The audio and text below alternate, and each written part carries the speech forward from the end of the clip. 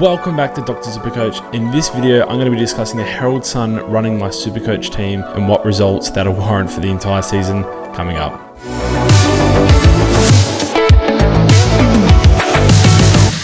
Hey, what's up? It's JB from Dr. Supercoach coming to you again, and if this is your first appointment, make sure you hit that subscribe button down below so you don't miss any of the upcoming updates from Dr. Supercoach. Now, today's episode is focused, as I said off the rip, in the Herald Sun selecting my Supercoach team and how far we can go with this team that they choose for us. Now, obviously, if that is at all confusing to you, I'll explain. I've got an empty team here. I'm going to be using the autofill functionality that was added to Supercoach not too long ago, not this season. And essentially, I'm going to see how far they can take my side. So I'm going to be using their recommended trade system as well every single week. See what trades that they recommend for the team. I'm going to be using the optimize button, which will put me on the projected captains and etc. And then we're going to be essentially just going with whatever they recommend each week. So let's see how far they can get us. I'm not putting in any favorite team. I believe I selected none there, just so it doesn't have any bias and doesn't throw me a majority of players into the team. I don't have any favorite players or rookies. I'm a brand new Supercoach player. I'm starting from scratch this year, and I just want the Herald Sun to guide me, and I want to see where that will take us. So I'm going to fill my team, and as you can see straight away, we're going to start with the defense. So this is actually not far off of a lot of teams that I see, except this bench situation here. So we've got Sam Doherty, who is in my team as well. We've got Hayden Young, who is a popular pick, but I don't have the belief in Hayden Young this season after watching the practice matches. Nick Dacos, another popular player, $500,000 and owned by over 50% of the competition. No, sorry, over 40% of the competition, which has changed since the practice matches. Will Day, who's going to be getting a midfield role more so this season than ever before. Darcy, who comes in for the Western Bulldogs, has forward eligibility, I guess. We could do some switcheroos later in the season if that's where the trades take us. Constable as well in there, who is an absolute lock, so I'm glad they've given me him for some cash generation. Chincotta, who I do believe is going to get the round one nod over Cowan. I'm not sure why they're throwing Gilby in here. Maybe he has high ownership just as a swingman. He has potential, I guess, early days to be our VC option if we want to go down that route. Interesting defense altogether.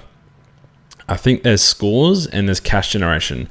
Obviously missing is Wilmot and McKenna, as well as the Bulldogs, Jones and Crozier. Besides that, I mean, I would like to have Elliot Yeo in my team, but I guess we're hedging Elliot Yeo for the year. And whether that'll go positive for us, I guess we'll see, but let's say I have my doubts. So let me lift this up a little bit. I can't scroll down at all, so I'm just gonna I might lift this to the top and then just drop it down as we go. So let's release some of the midfield. So Zach Mira and Patrick Cripps are our M1 and M2, and I'm already concerned by what I see on the bench here with Josh Sinn getting the nod at the M9 position. I firmly believe Josh Sinn is not going to play, especially early days. He might be one that makes us money during the season. I'm not quite sure, but essentially it is going to be tough for him to play early. And I know what I can do. I think I can click here and scroll down here. Oh no, we've shown too much. Okay, that's all right. So Tom Mitchell, Taranto and Bolton are the next three. So Tom Mitchell is a popular pick, I guess. Not for the best reasons, just I can't justify him personally, but Tim Taranto, absolute lock. I'm glad to have Taranto in there. He's going to end up in my forward line at some point. Hopefully they don't recommend I trade him out after 1 week. Shea Bolton as well. I mean, I guess I'm rooting for Richmond pretty heavily to start the year. I don't think he's going to be in our top 8 to 10 to 12 forward options, but we will see. Another donut on the bench here. Connor Blakely is just not in the Suns' best 22, so there might be some correctional trades suggested to us after round one. We're going to get to the next line. Flanders, Philippou, Hewitt, and Davey. Okay, so we've got some cash generation here. Davey is going to be a very good one. Hewitt, I think, is 50-50 to play early. Not going to have the role, but he's going to play early, I hope. Philippou, another one who's going to be a bit of a slow burn. There's a lot of forwards up here, so there might be some swing action I can do depending on the forward bench.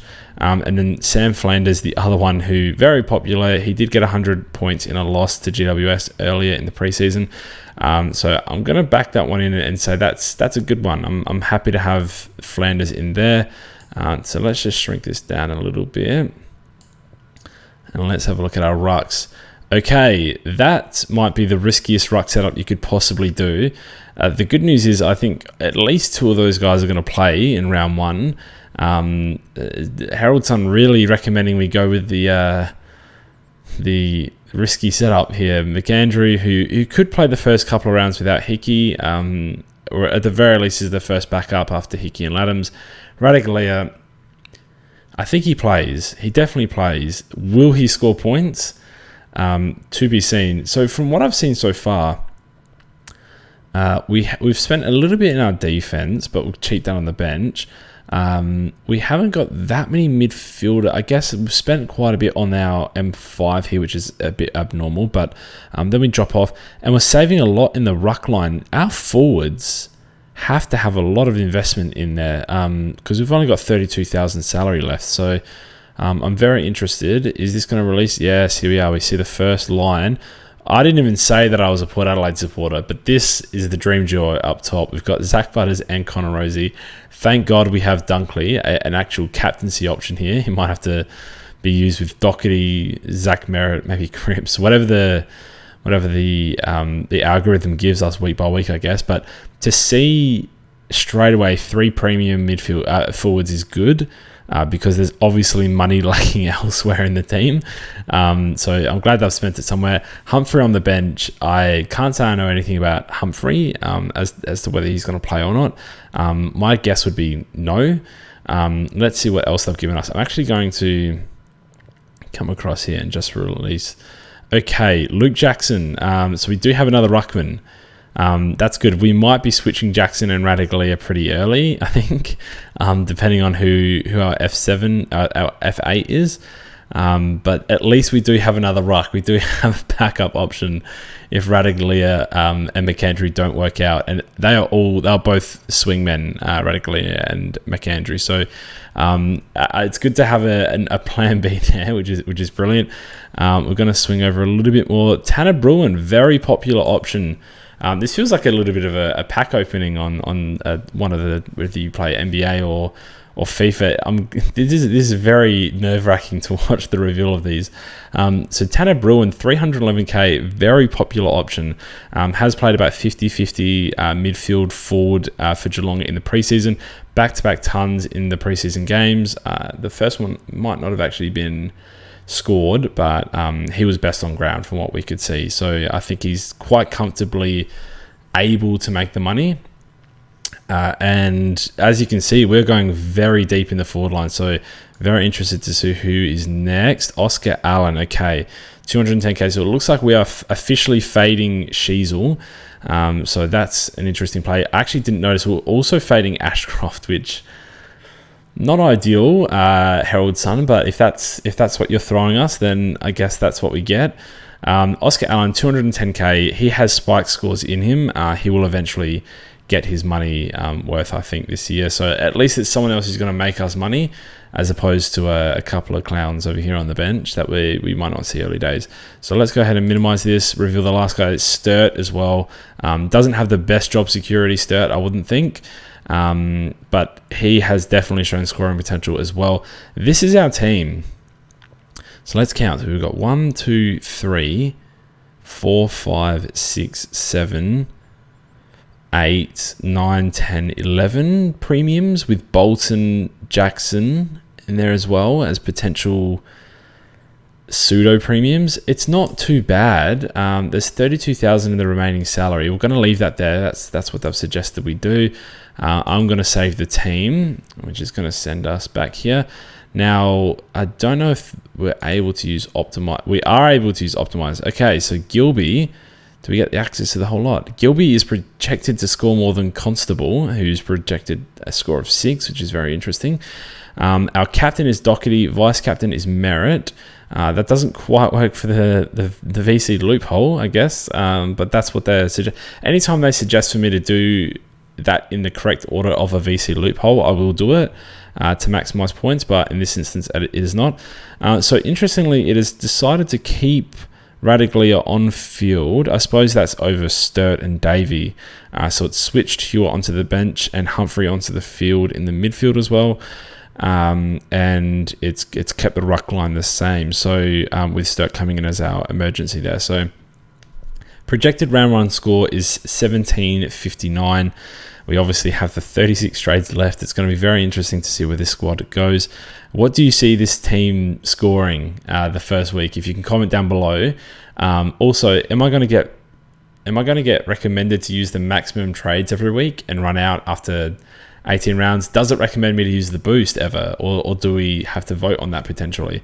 It's very good. I did a poll over on Dr_Supercoach on Twitter, and Dunkley was voted as the biggest lock in Supercoach 2023. So I'm very lucky we got Dunkley.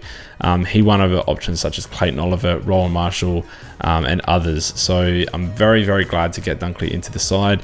I'm upset to be missing his teammate Will Ashcroft, but we're going to have to make do. So this is what we've been given. I'll be back during the year to give updates based on how he went. But as I said, down below, if you have any predictions, please let them be known.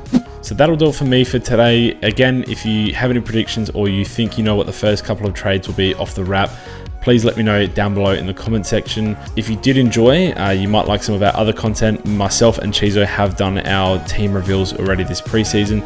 Make sure you go and check those out and leave some feedback. Otherwise, thanks so much for tuning in and have a good day. We'll catch you at the next Dr. Supercoach appointment.